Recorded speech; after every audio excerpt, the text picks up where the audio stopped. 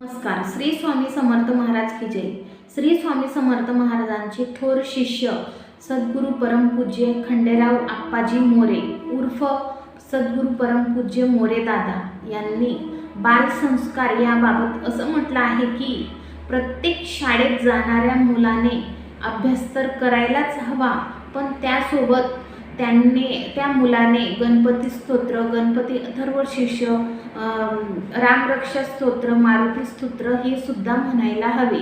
तसेच सकाळी लवकर उठून स्नान करून सूर्यमंत्र, गायत्री मंत्र, सरस्वती मंत्र हे नक्कीच म्हणावेत. आणि असे जे रोजची जी काही स्तोत्र मंत्रांचं पठण होईल तर नक्कीच कालांतराने त्यांचं ते पाठ पण होईल. प्रमाणे लहान मुलांनी आपल्या आईवडिलांच्या पाया पडताना डोके ठेवून नमस्कार करावा हेही ते सांगतात. तसेच आपल्या मुलांकडून सायंकाळी त्यांच्याकडूनच दिवा प्रज्वलित करून घ्यायचा व उदबत्ती प्रज्वलित करून घ्यायची. त्यांना बसवून शुभम करोती कल्याणम ही जी प्रार्थना आहे ती त्यांच्याकडून म्हणून घ्यावी. त्यांची जी वाणी आहे आणि उच्चार आहेत ते स्पष्ट होतील असे परमपूज्य मोरे दादा सांगतात. तसेच आपल्या घरातील जी आपली आई आहे त्या आईचे चरणतीर्थ रोज घ्यायला ते सांगतात. का? कारण आईचे जे काही उजव्या पायाचा अंगठा आहे त्याचे जर चरणतीर्थ घेतले तर ते जल गंगाजल समान पुण्यदायक आहे. म्हणून लहानपणापासूनच आपल्या मुलांना आपल्या आईवडिलांशी, आपल्या मातापित्यांशी नम्रतेने वागायला शिकवले पाहिजे. आपल्या कुटुंबात संस्कारित मुळे घडावीत, तसेच सदाचार राहावा यासाठी आपल्या मुलांकडून रोज 10 ते 13 श्लोक हे म्हणूनच घ्यायचे. तसेच आपले जे काही मातृदेवो भव, पितृदेवो भव, गुरुदेवो भव हे आदर्श आहेत ते मुलांसमोर आपण ठेवले पाहिजे.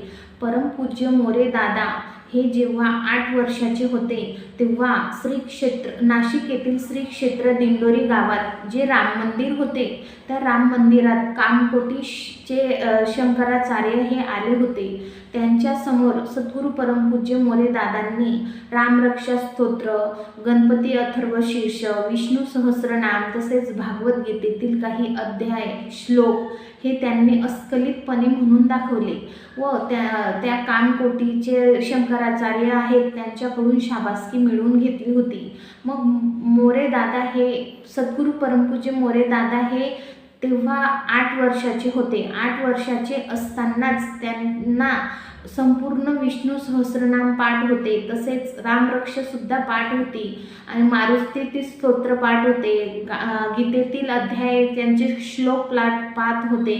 बघा, ते 8 वर्षाचे असतानाच त्यांच्या एवढे पाठांतर करून घेतले होते. मग आपणही आपल्या मुलांना जर रोज आपण म्हटलं आणि त्यांना ऐकू दिलं तर नक्कीच त्यांचं जी काही सवय आहे ती लागेल आणि ऐकण्याने माणूस लवकर शिकतो. म्हणून त्यांच्यासमोर आपण म्हणजे त्यांच्यासोबत आपण देवघराजवळ बसून ही जी काही स्तोत्र मंत्रांचे पठण आहे ते जर केले तर नक्कीच आपली मुलं ही सुसंस्कारित घडतील. क्षेत्र दिंडोरीचे गुरुमाऊली परमपूज्य आनासाहेब मोरे हे सुद्धा असेच म्हणतात की पालकांनी आपल्या मुलांमार्फत जे काही स्तोत्र मंत्रांचं पठण आहे ते नक्कीच करून घ्यावे.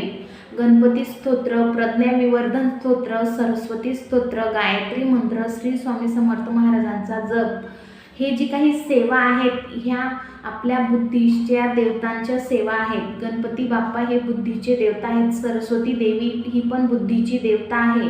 गायत्री मंत्र म्हटल्याने आपले जे काही उच्चार असतात, लहान मुलांची बोबडी असते किंवा आत्मविश्वास नसतो, ते आत्मविश्वास गायत्री मंत्र म्हटल्यामुळे येतो. तसेच आपले इष्ट दैवत हे श्री स्वामी समर्थ महाराज आहेत. श्री स्वामी समर्थ महाराजांचा जपसुद्धा त्यांना आपण त्यांच्या मार्फत करून घ्यायला पाहिजे. मग ही जी काही सर्व सेवा आहे ती भारतातील हजारो स्वामी समर्थ महाराजांच्या केंद्रात घेण्यात येते. मग ती सेवा म्हणजे काय तर बालसंस्कार म्हणून या मुलांकडून सर्व स्तोत्र मंत्रांचं पठण घेण्यात येते. लहान मुलांना जर आपण सुधरवले किंवा त्यांना छान वागणूक दिली तर नक्कीच राष्ट्राची उन्नती होईल. म्हणून लहान मुलांना बालसंस्कार केंद्रामध्ये पाठवणं खूप गरजेचं आहे. मग माझा हा व्हिडिओ कसा वाटला कमेंट करून नक्की सांगा आणि माझ्या चॅनलला सबस्क्राईब करा.